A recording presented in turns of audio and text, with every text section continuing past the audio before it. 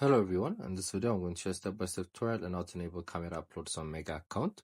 So first we're going to go to the Mega app. Then once we're here, we're going to click on menu on the lower right corner. Then again we're going to click on settings.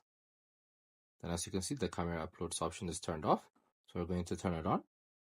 So when we turn it on, it's going to give us different options, the type of photo we're going to import, as well as when we go to the advanced settings, it's going to show us different lists of settings, so you guys could turn it on and turn it off depending on your preference. So that's why your camera uploads is a relevant thing in this app.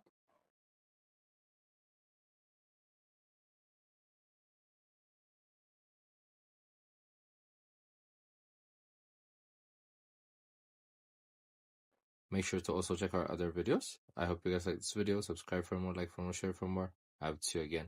Goodbye.